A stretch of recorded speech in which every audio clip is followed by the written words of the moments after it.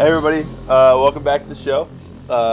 Sid Hatfield, Gecko Fantasies on Twitter. Let's do the rest of the roll call. Hi, it's Malloy. Y'all know me as Drone Chomsky. Pleased to be here today. This is Marcus, Rip Marcus J on Twitter. My name's Sam. How awkward can we be? And we have a guest. Did you get your at? Cucky McFucky. And we have a guest. Yeah. Would you like to introduce yourself? I'm Bryan Quinby from Street Fight. My at is Murder Bryan. Hi, guys. That's right! Hell yeah, we got Bryan. Street Hell yeah. Fight is in the house. Yeah. The right. most exciting guest that we've gotten so far. The best type Other of than, fights, of course, in my opinion. Yeah. That's kind of Yeah, sad. that's right. I Oh, mean, by the way, yeah. to all of our Orthodox ML fans, we have completely alienated you. Wait, we have this? We don't anymore. We don't Yeah, anymore. exactly. The news this week has been pretty interesting. The biggest thing that came out was probably the Vault7 leak. The CIA can spy on you wherever, whenever, because they want to, and you should definitely trust. You should definitely trust them because that guy who used to head the CIA went on Colbert and told you that you should. Yeah. Well, yeah. Whenever I hear a CIA spook say, "You should trust me," I just implicitly drop trowel. And Did anyone watch the Colbert thing? I don't like watching Colbert, No. but this was like comical. He was like, "Hey, would the CIA spy on us?" And the CIA guy is like, "No, we wouldn't spy on you." Yeah, It's speaking as someone pretty who's seen The comical. Dark Knight Rises multiple times, the only interaction I have with CIA is the Bane posting scene at the very beginning of the movie. I stopped being Exactly. nervous about them because of, like, I grew up, like, worrying about the FBI listening to me try to buy an eighth of weed or a hit of acid off of my drug dealer. And just found that I never got busted, so... If I'm going around calling myself an anarchist for 6 years, they're probably listening to me, and I'm not doing much terrorism. But Yeah. it's fucking brilliant. I keep the jihad for the weekends. I've just accepted the fact that everything I do is listened to and read. Like, that's just where we're at until we make a change. Yeah, I mean, I hate that they have to watch me jerk off, but you know how it is. Oh shit! I just realized I'm on my laptop. I got the little video camera on here. So You didn't tape it? Hello. You've been supposed to tape it for since the Snowden thing. are you kidding me? They've got widely known. tapes. They've got technology to see through tape these days. You know that. I just It's bought... just they'll find another camera and then they'll hack in. Yeah, Yeah. tape is a CIA psyop anyways. Yeah. Honestly. They're including with 3M to make like tape that will record your conversations autonomously. You guys sent me So this story this week. You sent me this Vault7 story about like smart TVs and stuff like that. Like, and I love that shit so much. That's the genius of capitalism. Is like I just went and bought a fucking vaporizer that hooks up to the internet. Yes, Yeah. everything I have hooks up to the internet.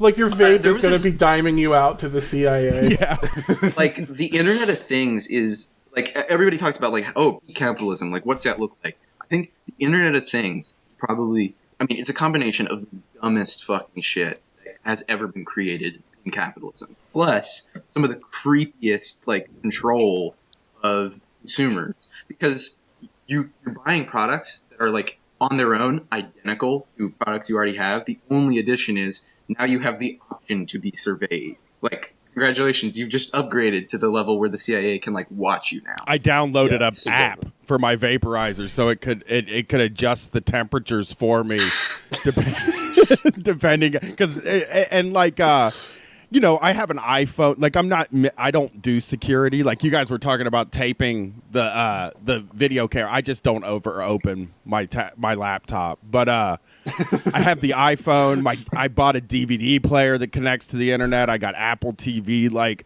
I've invited. I think it's smart for me actually to invite the CIA into my house so they can see that I'm not building bombs or anything. I mean, that's That's how you the trick thing. them. That's how you trick them. You are, but just not in your house. You have two layers. You've got like the public face where you're just like a dope who just like, oh, I bought this laptop and I leave it on constantly. And on the other hand, you're like a deep fucking agent, fucking op shit, building bombs in some shed, like Krasinski. Or no, you feed them like a loop of you eating chips on the couch, like in the movie Speed. Like, and they just fold perfectly. That is a good tactic. The loop of you doing Yeah. the same fucking thing. I do. I I actually believe it because that's what Americans do. I actually Like we just sit on couches and piss ourselves. my Facebook though I think is one of the weirdest things because I like every single page. So I do think I kind of fuck with their algorithm, their surveillance algorithm, because it's all like I like conservative pages, liberal pages, sarcasm, anything that's on If you're not there. part of the Pinochet meme group and like political aesthetics escape pod, you're really not getting both sides of Applebee's America here. You gotta go to both extremes to find the middle. The one that you- is apparently Yo, how many of my friends shitposting like small dick memes on Facebook? I have never heard. You should. how many y'all like small dicks? I love them. If you if you want the real like political, but really if you want the real political discourse, the two pages you like are comical conservative and being liberal, and like you Hell have yeah. you have the real complete normal person yeah. You have- discourse. And That the is both- answer is somewhere in the middle. Like It's Carl incredibly dialectical, though. It's incredibly dialectical. You have both ends of the horseshoe at that point. Yeah. You're holding the horseshoe. I mean, It's amazing. did But, did anyone have a more technical understanding of what? So I don't know anything about Oh, yeah, computers. so one of the things about the Vault7 leak that's so fucking spooky is that it isn't just like, oh, they're watching you, they're doing all this shit. One of the things that the CIA was doing was creating new hacks into existing programs. So one of the ones that I saw was they found a way to manipulate Windows 8 that you could make you could pirate an edition easier. And the CIA engineered a way to pirate Windows 8, and you're like, okay, like cool. But now that's public knowledge. Where all these they were doing this for like the hardware for self-driving cars, or not self-driving cars, but like computers inside of cars, messaging services, telephones, basically every single thing inside of Windows computers has like been broken down by them and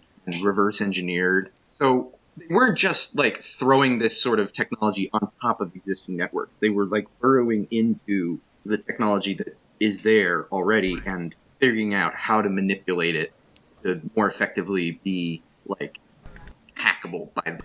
Yeah, one thing is that fucked up. also freaked me out was ostensibly private networks being breached. So, for example, Signal, the app that encrypts your messages, previously was unable to get breached by intelligence communities, but now they are able to breach it. It's kind of well, the breach, if I understand correctly, the breach doesn't happen because of Signal. It happens because if your phone gets compromised, then any information that goes in or out, Like keylogging. Keylogging Yeah. is super common, super easy to do, and it doesn't really like. Yes, it's important to have encrypted end-to-end communication stuff. Like, yes, be aware of that. but if they own your phone, yeah, then that doesn't matter. Yeah. if your phone's been broken into already, and like physical, like what buttons you push on the phone can be logged, it doesn't really matter whether or not you're sending that information securely if you're being watched while you're writing it. Yeah, I think the worst take from this was one of like a local newspaper put in an article to the effect of the CIA is spying on you. What's new? It was like, great, we're all normalized to this. There's nothing wrong. This is fine. Yeah. Well, I mean- only bad you're people. really so only worried. bad You're people really- should be worried. Yeah. Exactly. Only bad people should be worried. Look, There's, I just like writing nasheeds in my spare time. I really feel like I should be doing that unmolested. Okay. Yeah. I mean, that's the interesting thing is that you're gonna see the Democrats flipping to love the CIA. They already have, Yeah, dude. They already have. But yeah, that process is gonna continue to be interesting. Where Because Democrats they are gonna be like, utterly desire like Big Daddy to take care of them, and if Oh, Big yeah, Daddy and- has to be CIA, then here we go. Mike Pence said something to like looking like trying to get into the CIA or like purge the CIA to the best of his ability. It was I trust Mike strange. Pence with my life. I will. I believe he truly is looking out for all of us when he says he's going to purge the CIA. Mike Pence, post boy pussy, please. What president hasn't fucked with the CIA though? Like that's a very common thing. Like a president will be like, oh well, the CIA is overstepping its bounds, or the Pentagon's overstepping its bounds, or FBI, and there's always this internal conflict between different aspects of the surveillance state. I think that's all kayfabe, though. I think that's just a fucking gimmick. Like, they just act like they're not in cahoots. They love it. No, I mean, you would love it well, if you were president. You would. If I was president, I would love the CIA. It would be incredible to have them on your side. Dude, Yeah. that's the thing. Obama They do have differing interests. Like the CIA and the FBI famously fight. So Yeah. the idea that like, oh, well, we just need to get rid of the CIA, and then we're done. Then we're no longer hacked. It's like, no, if you get rid of the CIA, then you have empowered the FBI to step in and start using the shit that the CIA's developed.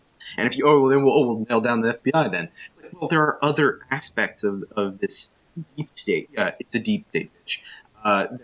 That you have to keep track of. And so when people are just like, whoa, Vault7's been opened, everything's exposed. I mean, there's levels to this shit. Well, yeah, the Obama administration said that they were going to... The last thing that the Obama administration did was they made it easier for intelligence organizations to share information between each other. Basically meaning that that makes it easier for them to all kind of coalesce together in terms of sharing information. So if one organization, say the CIA, is collecting a lot of information on a domestic target, then they can give it to the FBI, and the FBI has information now. Not to say that probably wasn't happening before, right? Are you saying was. there's video of Sam jerking off on 8 different hard drives across the Probably. intelligence community? Probably. In the event of a nuclear war, videos of Sam jerking off will be secured as vital intelligence They're resources. in NORAD. They're in some deep near zero. It's the scene from X-Files where they're walking something into this huge column of folders and file boxes, and just open one up and it's like a floppy disk labeled Sam jerking off number 310. Yeah, John Oliver's biggest contribution to society, which would probably be stopping his show, but his biggest contribution to society so far was by asking Edward Snowden the question of how it was how the leaks that he did related to people's dick pics, because that interview, I don't like John Oliver, but that interview worked well because it framed something that people don't care about in terms of well, what if it was very personal information? Yeah. Well, it's the because, carrot, yeah. I can't believe we're still talking about this. Oh my god. Sam, you've triggered me. My frail snowflake body has been triggered. I'm sorry. I'm trying to delete it. You said something that made me, and I've been thinking about this a lot lately, but you said the CIA set up a Windows 8 that you could pirate. And I truly feel like the way we're going to end up in camps is through piracy. That's how they get the left, because none of us pay for they're shit. gonna get everybody. Yeah. Oh yeah, I mean, think about this press though. the button. They just There was that child porn case that they dropped because it exposed a vulnerability in the Tor network. Which really? Yeah, but which Tor was developed by the U.S. Navy. .onion protocol was developed by the U.S. Navy to help encrypt their communications, and it was made public. And oh wait, there's a way to breach that. They use that to take down a child porn ring. They are more concerned with protecting that security of breaches that they've created than they are with taking down child porn rings or whatever. So, I mean, the idea that there is any secure digital technology right now, other than dead drops and one-time pads and fucking Cold War spook shit, I mean, that is gone. There is no secure way to interact with the world digitally. Period. I think public castration is a good idea in regard to that case. Yeah, just best we can do right now is hope that that we all remain so weird and esoteric and stupid on Twitter that we're completely opaque, even efficient algorithms of finding out who terrorists are or what anarchists is going to blow up what. Because it's all shitposts. It's all so confusing. Shit posting will save us. Yeah. Honestly, I believe The this. thing that makes me most hopeful is that I get JP Morgan Chase ads on Twitter all the time. I do too. Actually, they I get a know lot who of they that, trust. and all I Yeah. I mean, I ruthlessly curate my Twitter timeline because my Facebook is such a fucking mess that I need a place that I need a place to go to see left stuff because and like The day you start seeing like ads that actually are targeted to you, like wow, I would click on that. Is the day like the FBI puts you in a box. I know. I look at my ad. That is one of the weirdest thing that I get is on Facebook. All my ads are for rehab, and that always makes me nervous. It makes me fucking real nervous. That's so unnerving. Yeah. I Facebook. I can't even go to Facebook anymore because like I got divorced a couple years ago, and like they always like pop up like, hey, remember this from 5 years ago? And I'll like have a picture of me like cuddling my ex dog. My wife, That's tragic. she lived me. I love that the sort of HAL 9000 like computers are truly like completely uncompassionate, evil version of that is that like they're just like, hey, do you remember this trauma you went through? Let's talk about it. It happens so Hey, much who though. I remembers see family? people like say, please stop sharing these jump backs with me on Facebook all the time because I'm 38 and I grew up in the Midwest and like lives are fucking tragic, you know? People are dying of heroin like every month, every week. And it's like, please stop showing me the past. The past is completely fucked up. Yeah. Oh God. Yeah, We're all on a downward slope, Facebook. Yeah, I mean the fucking rehab thing creeps me out because it really tries to sell me also on things that like it's like, hey, you know, cool people go to rehab too, and I'm like, having been there, I can confirm everyone in rehab is not cool actually. So fuck It's off. like that. It's like the thing where was it Google AdSense or was it Facebook that started advertising like baby diapers to someone that they found out was pregnant before that person found out they were pregnant. Yeah. Holy shit! Do you remember that story? Yeah, it was like Yeah, I think that was- someone's that was kid. good. Yeah, it was like it was a teenage pregnancy, and she didn't know. But Facebook The thing is, those found out for her. algorithms can be fantastically bad, but also oddly prescient. It's like horoscopes. Yeah. well, and the CIA, Horoscope- the other trace thing that's really weird is like, you know, Cade, one Cade on Twitter.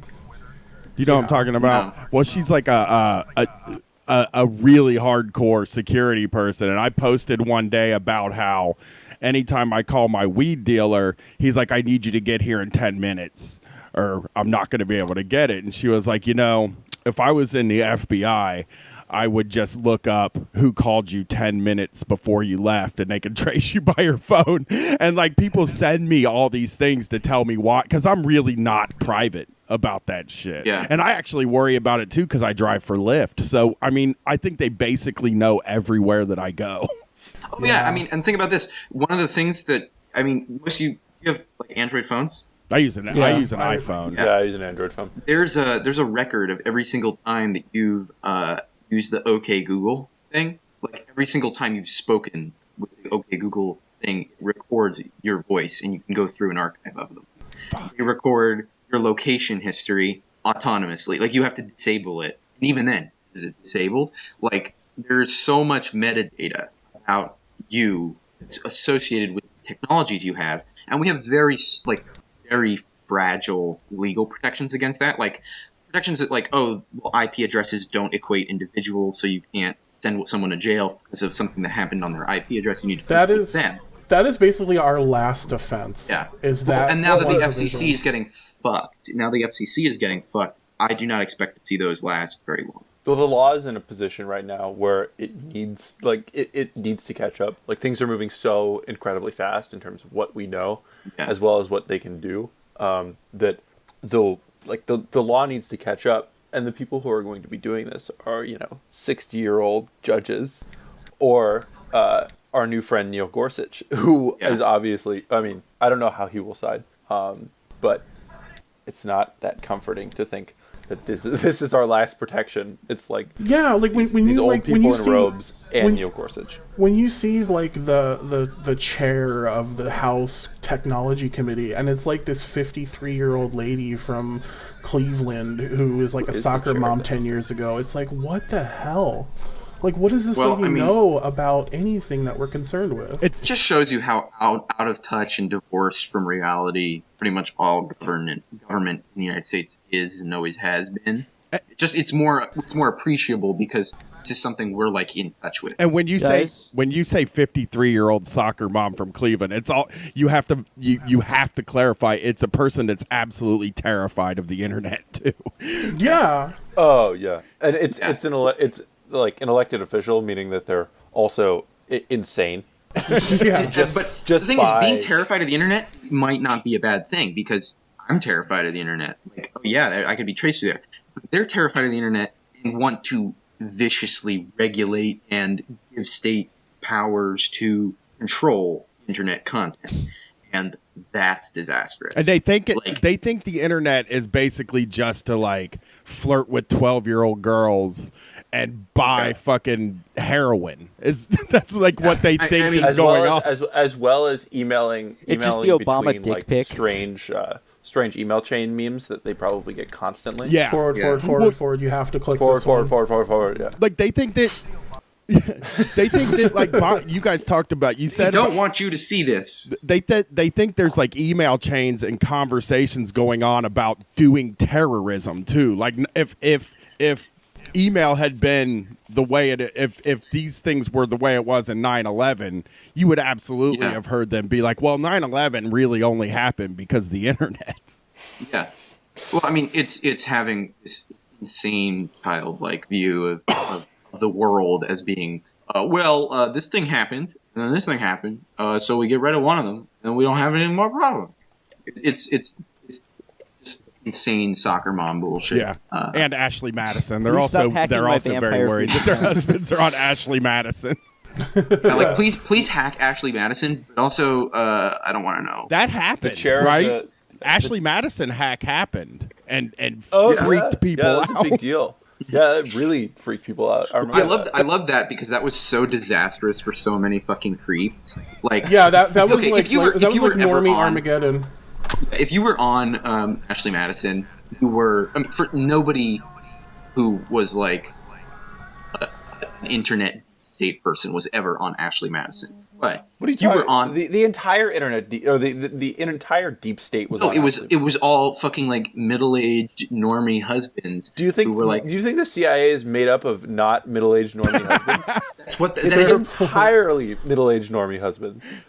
No. I'm not saying. I'm saying internet Oh, the users internet as users. like people who would know about like OPSEC and protecting themselves online. Oh yeah. These were like soccer fan, like white Midwestern people, and then they're That's like, the entirety of oh the my CIA. god, their biggest concern was my wife might find out, and then they relive like American Beauty, like like that is the worst case scenario for the internet getting hacked for them. Like someone will find out that they were trying to fuck like Sadie. No one gives a shit about that. That's not like a big concern at scope of what we're talking about with the Vault7 stuff. The Vault7 stuff is not just like, oh, well, we found out you were signed up for this website, and then like the wife with the rolling pin starts beating it into her hand. We're talking about your entire life being stored as a almost continuous stream of breadcrumbs that you leave in your wake. Yeah, and I Should wanna- be deeply unsettling to Yeah, anybody. and I want to at least cover this because I think it always comes up during conversations about surveillance and surveillance technology. An abundance of information doesn't mean that they can't find what they want to find. Yeah. They have People do think that, like, oh, well, there's so much data. They yeah can't fix the more the data sort of the helps. fallacy of having too much information. Yeah. Like they have like the ability to search through this information. Like they have. It's if you understand how the internet works, there are search engines. Like they can look through. They can look through this It's information. not even just searching; it's looking for patterns in Exactly. behavior. It's Yeah. not just saying like, oh, well, I'll look for every time they say terrorism. whoa, they said it. I'm deleting. I'm sending them to jail. No, they're looking for patterns in behavior. Where do people go? What do people do? Do these people cluster? This is basically just population dynamics being studied here, except that it's population dynamics being studied by fucking cops trying to find out how you act as a population. That gives them a lot of control, and more data always help because it provides a clearer picture of how those populations work. Yeah, I love to work at the CIA and control F for literally any word in the dictionary. I control F for any random Arabic word, and when I find one, I immediately call 911. Bomb. Control F, inshallah. It was always bomb for me. It was always like when we first started doing Street Fight, or even when you just start to learn about this stuff, he's like, well, at least the government has a program that makes sure that anytime somebody puts the word bomb in their email that they have to read it. It's like they have to read it. It's like your birthday party this was link is bomb. so bomb. Yeah, you're just like, Bomb.com. Bomb.com was a honeypot. Yeah, when You're the Bomb became big, that was like the worst day for the CIA. Yeah, that little the '90s really sucked for the CIA. They were so overworked. what? everybody's sprinting around, like clutching their hair, like, what are we gonna do? Well, it is weird. We need a new meme. That's why 9/11 happened, because in the '90s everybody was saying That's bomb. it. The You CIA solved was it. so confused they couldn't find the actual bomb threats. Yeah, but we used to have, like I said earlier, we would have code words for weed when we were talking on the regular phone. You would call it like Skittles, because You got the X at the birch tree location. I had a guy named Jeremy that was my drug dealer growing up for like years. And Hi, Jeremy. Hey, Jeremy. And Jeremy? he made me call him Hi. Frank on the phone. Like, if we were on the phone, I had to call him Frank and ask for Skittles. And like, I was just but I believed it. I was such a redneck that like I didn't know anything about science. I didn't know anything about the CIA, but I believed that they were listening to every phone call and looking for people saying, "Hey, Jeremy, you got the weed?" Yeah, I mean, like we know we're being surveilled. We just don't know what to do about it. So we create these like, oh well, if I throw them off the scent. Like, no, they know still. Like, they know what you're doing. Yeah. I mean, if you're on Twitter, right? If you're on Twitter or Facebook, you're pretty much, you're a public person you're at open. that point. You've been had, Pretty dude. much. Yeah, you're gone. I think that pretty much covers most of the Vault 7. I think we should move on to the new healthcare proposal. I would like to sum it up with this. Yeah, just screaming. Okay. Yeah, I'm screaming, but you can't hear me. So I guess we'll cover the healthcare. Well, no, proposal this next. is World's Greatest Healthcare 2017. This is World's Greatest. in the This is title. National, It's in the National name. Treasure Rand Paul edition. I'm going to find the healthcare bill. Oh, I will love that. report I love back that. when I find the bill. It was like, just in front of a I door. can't find the bill. It's not here. It's not being put into my hand as soon as I ask for it. The fuck is this? World's Greatest yeah. Healthcare Yeah, Bill. yeah, dude. World's Greatest Healthcare Bill 2017 was like one of those times where I was like, fuck, I'm smarter than everybody in the government and I'm fucking stupid. Yeah, like the Patriot Act, like naming something the Patriot Act makes sense a little bit because you're like, oh, well, you want to disguise that this is like insane and purely evil. But calling something World's Greatest Healthcare Bill sounds like a sideshow at a Barnum Bailey. Wait, did they really name it World's Greatest Healthcare Bill? Yes, they did. That's the It's actual the name of it. name of Are the you bill. serious? It's named the World's Greatest Healthcare. We're in North Korea now. 2017. No. Yeah, No, this is North what I Korea love. is This is what I better love. than this. No. Like, I will give tankies this. When people make fun of North Korea because they're like, dear leader shot at 18 holes of golf, or like whatever the fuck they say that North Koreans believe about their leader. Like, yeah, well, we just had a fucking bunch of people in our government create a horrifying hellscape version of healthcare and call it World's Greatest Healthcare Bill 2017. Like it's fucking Kids Bop. Oh shit, dude! This is on Congress.gov. This is the actual text. Oh, I didn't know this was real. Nothing is scarier Yeah, okay. than knowing how dumb these people, like how truly fucking stupid they are. That they would Holy name. shit. You're look. really right. It is a carny thing. Trump is. I've said it Totally. on Street Fight a million times. Trump is our first carny president. Like, Look, it's not Yeah. that bad, to be honest. Okay, Here are the 3 planks of it. World's greatest healthcare bill of 2017. Plank number 1, don't get sick. Plank number 2, if you do get sick, don't be poor. Plank number 3, if you do get sick and you are poor, just not do anything else with all of your money and die in debt. Yeah, resort back to... It's simple. Step 1, don't be sick. Step 2, don't be poor. Step 3, resort back to step 1. Go to 10. They're still Exactly. doing shitty 80s code. They've never grown up.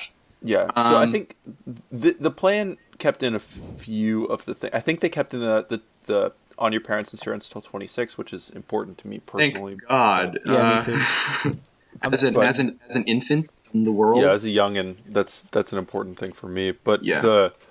the establishment of I think the biggest thing for them was establishing competition over state lines, which that's wonderful. People are still going to screw each other.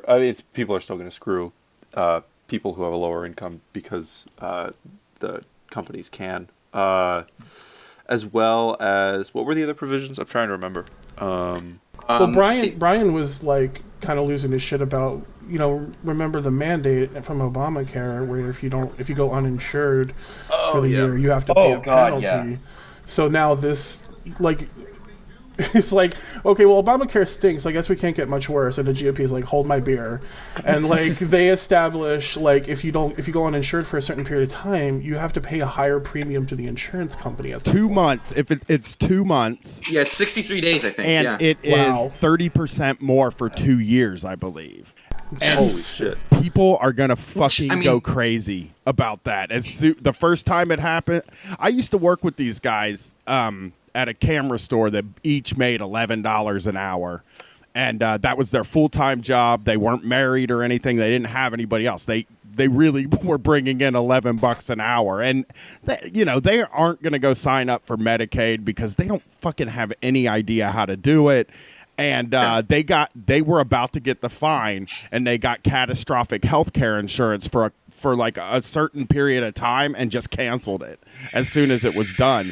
And they're going to be fucking mad if this thing happens because this is worse. It's absolutely worse. It's taking more money out of your pocket every month rather than just this owing the IRS money, once a year. It's unbelievable. It's unbelievable how fucking insane it is that this is. I mean, people knew this was the solution that they would have, like some utterly fucking catastrophic mess that would screw over practically anybody making less than $80,000 a year, and we knew this was going to happen. Yet somehow that was not a central plank to the Democrats. Like I don't understand how you can see this coming. And your response is like, all these bills and we'll ideas, deal with it later. All these bills and ideas were already, like, they had this bill in a drawer somewhere. Like, Democrats knew that this is the direction the GOP wanted to go, and they didn't hammer on any of it during the election season. I don't think they had it. I think a lot of it was kind of improvised. They had a general idea of what they wanted to do, but they kind of just hit the ground not knowing what they were going to make the bill, and it's still going to change a lot. They wrote this like last week with like 30 unpaid interns like transcribing everything. Hey, does anyone in here in the unpaid intern room have a law degree? Come with me. Come on, let's go. Paul Ryan is like high on cocaine in the next room, screaming about like we're gonna restructure all the payments. Okay, we're gonna restructure all the payments. We're gonna from the bottom up. Okay, so if you go unpaid for like 63 days, we're gonna you're 30% more. Okay, perfect. And the guy's writing on a napkin and crayon. Yeah. I like to imagine that it's like just if you kind of personify the madhouse circus that the Republicans cause in America as like what they actually do, it becomes a lot easier. But in reality, they were probably stone cold fine. They were like, yeah, this makes sense. We just charge them 30% more for not paying their fucking health insurance. The stupid bastard. It might even be. Maybe it's less than the fine, but like just knowing they are fucking hitting people that live paycheck to paycheck with this one. Yeah. That's who's getting hit. They fucking hate poor people. Yeah, the biggest part of the plan was the biggest change was going to be, rather than having the mandate, since the mandate kept everyone's costs down, right? Because there were more people in the system. What this does instead is it punishes you to make you like it's a different form of punishment, but it just like it fucks you if you're taking a shorter like it's a bad idea. Obamacare fucked a lot of people. Yeah, Obamacare, which is a big. We should cover this. Obamacare's not good. Right.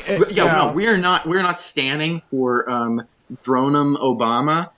Trying to like we're not pumping Obamacare more than it needs to be, but it was not as bad as this. Obamacare was a horrible mess that sort of ate the parts about single payer that work the least well, and the parts of the Bismarckian model that we have right now that work the worst, and it sort of dialectically combined them into like a shit show. Yeah, however, it wasn't fucked a lot of people bare-faced insanity. Obamacare fucked a lot of people in the bottom and the middle, especially in the middle where there was this area where it was more expensive to buy insurance than it was to pay the fine, as well as Obamacare was deliberately maintaining this sort of insurance company order. There are rumors. I don't know if it's true. I've heard that Obama was saying during the process, I don't want to get rid of these insurance company jobs because they're good paying jobs. Yeah. Oh no, I've read that quote. Yeah. So siding with the insurance companies rather than siding with human beings and no, because they do wanting to get healthcare. They do contextualize siding with the insurance companies as siding with human beings. However, you're just siding with like X number of people because those are an insurance company. It's a fuckload. It's a fuckload. It's of exactly desk the same jobs. thing has happened with. It's the exact same thing happened with Wall Street during the like structurally necessary companies, too big to fail banks. I mean, that's the same idea. If you treat these institutions that you have let run roughshod over everyone as crucial to the American project, and if we got rid of them, well then, oh my God, what the hell would happen? Well, then of course you're going to view it as like this. Of course we need to protect these insurance companies. The point is, you don't fucking have to. You must get rid of insurance companies' ability to set these rates and set these, basically force these people into either poverty or complete dependence on their service. You just have to get rid of health insurance companies. But Brian, health insurance should not fucking exist. Right. Yeah, well, Brian, I mean, Brian. it's a shitload of spreadsheet jobs. As somebody who worked like in blue collar work, like all people at the bottom end of the middle class want to sit at a fucking desk to do their job so bad. Yeah. And it's just like I live in Columbus, Ohio. One of the biggest employers is Nationwide Insurance. I mean, they own a part of the city, and they have an arena. They like fund a lot of people would lose jobs. How much fun is going to an arena named after a fucking insurance company? A bad one too. Like you always hear the stories about them. Well, you don't read them a lot like in the the Payday Dispatch, Loans Center. But the Hurricane Katrina, they fucked so many people over, and that, like it was well known. But you didn't read about it much here. But yeah, the Nationwide Arena is where the Blue Jackets play. Like that whole part of town. There's like 3 blocks of downtown Columbus where everything's painted blue, and that nationwide blue. And if the insurance companies went away, we'd probably be fucked here. But the insurance companies are so fucking bad. Like it knocked ACA knocked people that were in a precarious position in the middle class, like people that were in the lower middle class. It just knocked them right out of the middle class. But like it's better.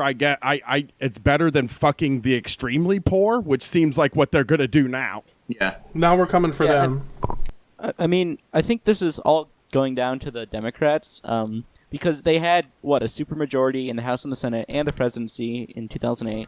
They were too chicken shit to, let the banks fail and redistribute the wealth. They were too chicken shit to pass... Not even redistribute the wealth. Literally prosecute fucking crimes. Yeah. They were too chicken shit to pass single payer. They sided with, all the dumb dick insurance companies. And now that 2016 came around and fucked them over, they're like, I may not make under $30,000 a year, but I'm fucked. Yeah.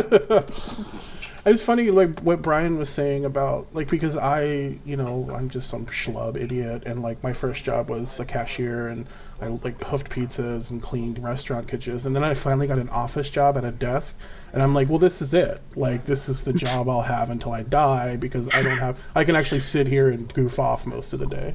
Yeah, I mean, and sitting down at a job will help accelerate the process of dying. well, Yes. I did a show with Dan the other day. We call him Dank Metal on the show, I was talking about how, like, call center jobs are basically jobs for people who should be digging ditches. You know what I mean? Like, 'cause that's what got me the first time out of physical labor was a call center job. They'll just toss you in a room and let you talk on the phone all day. But and it's like when you're looking at like these jobs, the American idea of nirvana is this mindless job that you can just drop into Monday through Friday and then forget about for 2 days of the week. It's like, I worked at Progressive Insurance for 4 years on the phones, and my biggest fantasy, I had this fantasy multiple times, when I would be walking in the door, I'd be like, I wish I could turn my brain off so that I would walk in the door, and then the next thing I know, I'd be walking out the door. well, and you know what? That was the extent of my fantasy. And you know what? With being on the phones, your whole life being on a phone is working your ass off to get to a point where you don't have to be on the phone anymore. Like, that's the goal when you get into that line of work. yeah. Then you're like, And then you come home and someone's talking in the landline, and the landline just rings endlessly. oh no, I don't take phone calls when I'm off the clock. Like, you'd have to pay me to talk on the phone at that point. And here you are on a podcast. For And free. yeah, I think, I mean, I don't like the term precariat because it kind of is, it's the opposite of third worldism. But, and as we all know, I am a devout third worldist. But I think it is interesting that rather than hunting for good jobs, rather than hunting for jobs that like are societally and personally useful, the eternal quest for American workers is to find a job that won't vanish. Which is almost impossible. You will, which is almost you will put impossible. you will put yourself through hell to get a job that will not vanish at the whim of some corporate asshole. Well, That's And structurally always not how will. the system works. it's the exact antithesis. Yeah. I'm sorry. The thing with me is that, like, I went to college for 4 years when I was 32, graduated when I was 36, got a sociology degree, and now I'm a podcaster.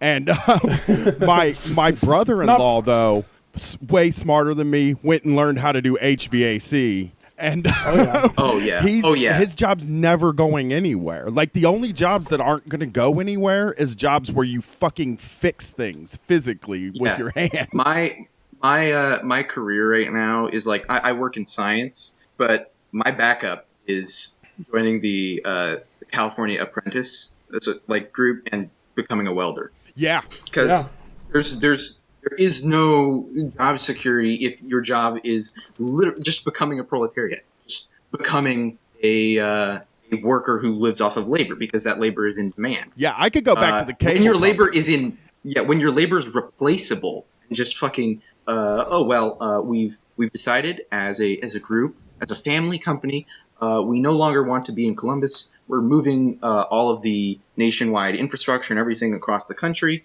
It's on a net on a net countrywide scale. The number of jobs hasn't improved or declined or anything, but the perception of, well, a couple of new jobs just got created in fucking Phoenix maybe, whereas Hell yeah. thousands and thousands of people got eliminated their jobs and now are living in fucking desperate poverty and wherever. I mean, clearly that sucks. Clearly that's not a situation you want to create.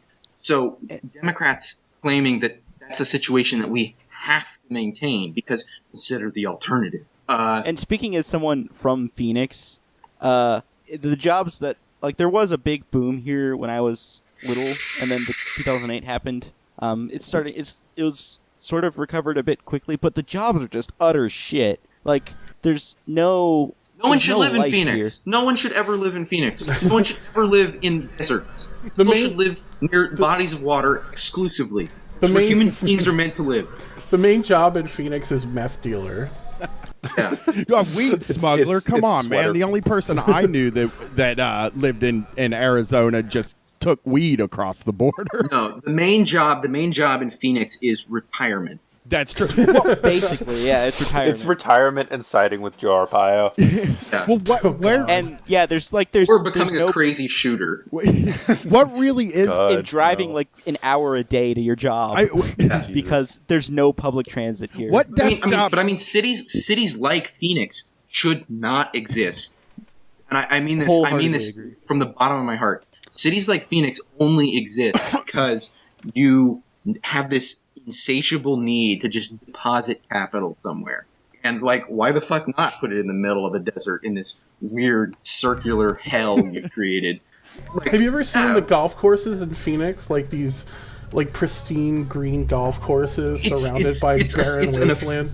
It's man's arrogance. It's unbelievable. It's literally that King of the Hill episode where We're Bob putting that says, clip in.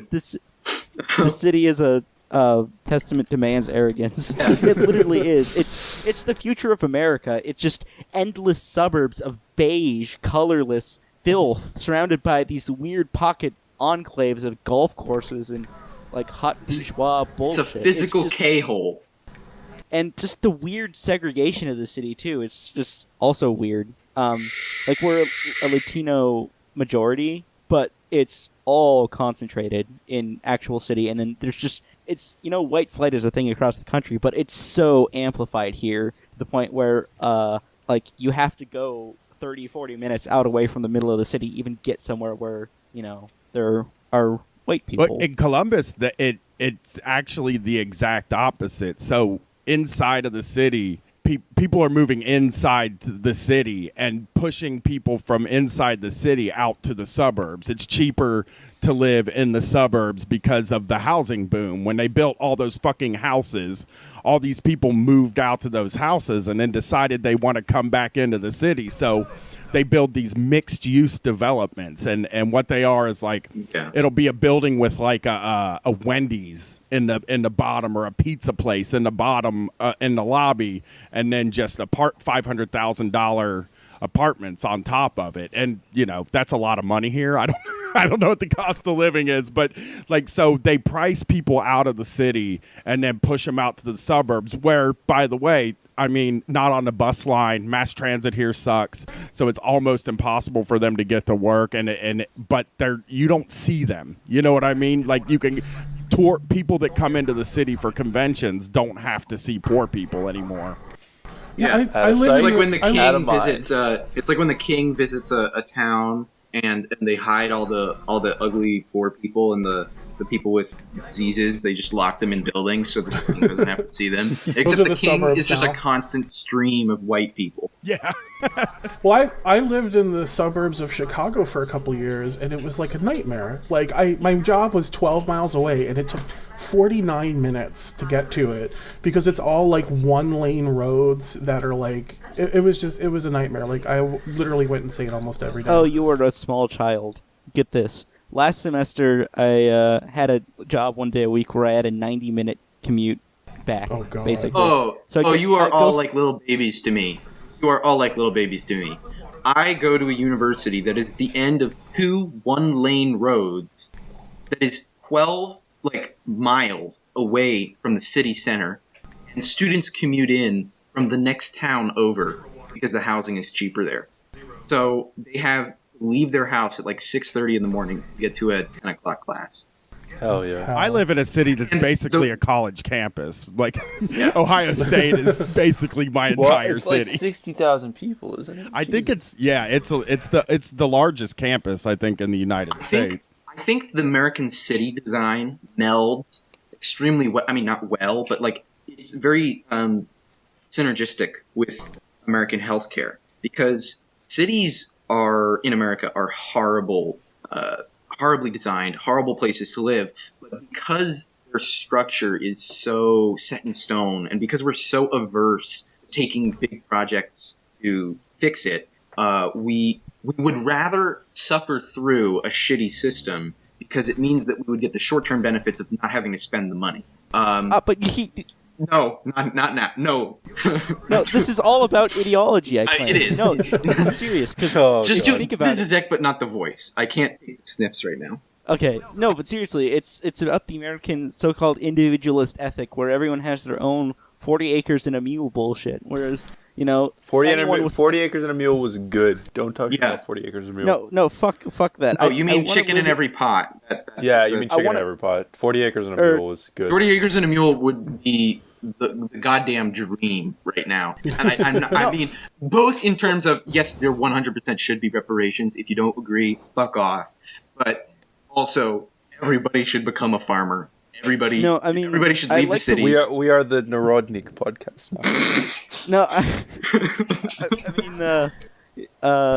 No, this whole bullshit so-called individualist ideology where everyone's their own person who struggles, to have their own way. It's bullshit. There's no public spaces. There's no piazzas. There's no plazas. There's nothing. It's just all houses and houses and houses. Yeah. Everyone trying to be so far away from each other that they move literally miles away. I'm speaking here as a Phoenician where this is all amplified, but there's just no sense of community. It's just all these people who think they're individuals. But yeah, I wanted to talk to Bryan because Bryan for years on end told to just croak or move out to even further away from the center of the city. Pittsburgh next Sunday at 5 p.m. You got to bring cash too. It's a fucking cash only place. It's a nightmare. Oh wait, it's recording. It's been recorded. Yeah, sometimes Audacity will stop for a second and then pop back on. It happens to me when we're recording Street Fight and I fucking panic all the time. This is on my shitty laptop. Yeah, we're doing Pittsburgh. It's a free show with Chapo, Trap House. I'm sure you probably know those guys. And Johnny is good. And I love Johnny. We're going to talk about. I think Brett and I are going to talk about something we're going to put a bow on a thing that we've been talking about for a while called small business tyrants. Oh hell yeah! Oh hell yes! We're the only show doing anti-small business. I heard that on the last. It was so funny. And did you see that thing that someone just made? It was like the TP USA logo, but it's like small businesses fucking suck. They're the worst. We just did a zine about small business tyrants. It's just we talked about how I wrote a piece in it about how it's probably better to be stuck in one of these bureaucratic corporate hells than under a small bit a boss at a small business because they're all fucking crazy. Every one of them. Yeah. Okay, wait. You know what's worse than small businesses? Dentists. Yeah, but they're a small business. You know what I mean? Private dentists are the vertex of small business and healthcare. Yeah. Oh god. It's horrible. They are. I think all dentists are counter-revolutionary. You're an anti-dentite. Every single one of them, every single dentist should be forcibly brought into the hospital system and made sell their workplace and everything. Yeah, the fact that dentists aren't part of a hospital is fucking insane. Just speaking about a small business, my first job in Colorado, Bryan, this house is for hell. I worked at a sunglasses company that was run by a husband and wife team and their son. And from one day to the next, I never knew what my job duties were going to be. I was wrangling dogs. I was stuffing envelopes. It was hell. It was fucking hell. Your job at a small business, when they give you the job description at the interview, it's just what they need done that day. Lick my balls. No matter, your job is basically just do whatever this guy wants done that day. I quit a job at a camera store. For the help. You're the fucking help for this family. I did. It was terrible. I worked at a camera store for a while where the owner's sister worked there. And the entire job was just going behind her and cleaning up her messes. And if you said something about it, you're the one that got in trouble. They're like, well, you got to deal with her eccentricities. It's fuck. She's taking 3-hour lunches and shit. My lord, she's got some eccentricities. She's very eccentric. She also just screams. Yeah, and it's far be it from me to declare that this child has eccentricities. And they didn't. I imagine they're just plantation families. They always pay shit. like most small business jobs are like, we're like a family, but we can only afford to pay you $1 more than the minimum wage. Yeah. So because the family needs to support itself. I like that the idea that it's like a family is the excuse for the shit pay. Yes. Like, no, I would, if you were my dad, I would tell you, no, pay me more. Yeah. I would demand more. I'm not asking Come on, Dad, this more is is because bullshit. I'm at will. Yeah. Can you please stop? If it was my dad, your dad would extend himself for you. I mean, assuming you've got good relationship. Have you heard of with your father, nepotism, bitch? Yeah, exactly. Hell yeah. Nepotism's real. Please nepotism me. It's like a family. Nepotise Fuck me. you, Mom. I can listen to Death Grips. It's like a family if you could sell your kids. Like it's like a Murray Rothbard family. We all live in the crazy clown version of America now. It's the prime ANCAP family. It- Sell all your children. Fuck, that's terrible. It's Mr. Dapperton's wet dream. Lord. So yeah, so Street Fight Chapo, the 19th March, awesome. Actually, we had an organizer from DSA. I think you guys are doing a DSA thing. We interviewed Crystal or Rebecca Heckya on Twitter last week, and she was really great. So she's like super excited to meet all you guys. Well, and you know it's funny. The DSA has a convention in March in Chicago, or no, I think May in Chicago, and Chapo's doing a show, and Brett and I are about to try and schedule a show and another show in Chicago because we just did one a couple weeks Outlaw ago around show? that too. Are you going to be like the Outlaw show to the South by Southwest? That's exactly. Yo, come to Phoenix and I'll run sound for your house Well, show. we're trying to get to the West Coast. Like we're trying to get west. hell yeah. We're working our way out there. Come to the Central Valley of California and perform for a crowd of like five people. One of whom doesn't speak English. Two of whom are retired racists. I mean, they're still active in the racist community, just not for pay anymore. Yeah. And It's an autodidactic racism. yeah, and then 5 libertarians with Gary Johnson posters still up. But we're Yeah, definitely. we're shooting to get to the. We're shooting to go further west by the end of this year. We just, like, you know, the Patreon doesn't make really enough for us to fly yet. So we have to do things that we can drive to right now. Donate but we're to their Patreon.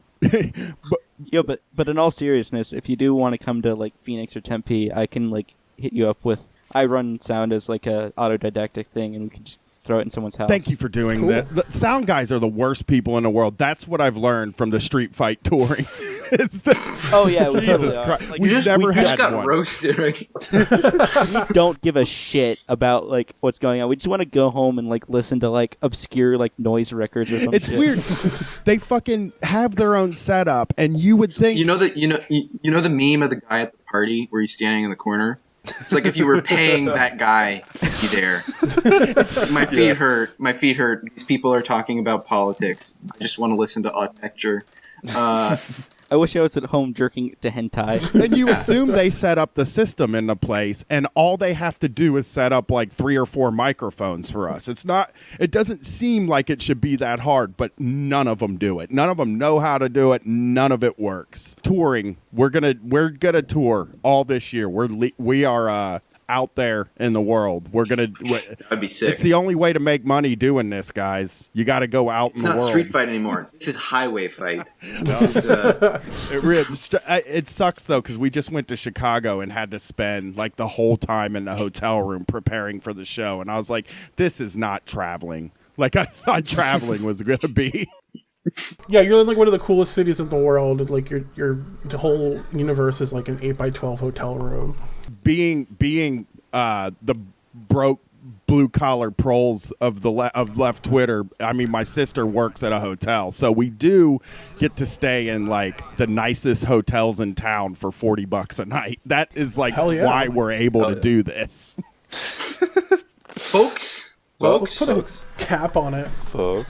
Thank you so much, Bryan, for coming on. Thank you guys for Thank you so having much. me, and I'm going to get you guys on Street Fight. Probably Hell yeah. some of you. I don't know how many people are in the room right now, but we're going to do a street fight together. You guys will have fun. You can come and talk white trash stuff That'll be with sick. me. Thank you for coming on. We really do appreciate it. All right, guys. Yeah, Should I and start? we look forward to recording with you later in the week. Yeah. Signing Peace out, off. guys. Yeah. Have a good day.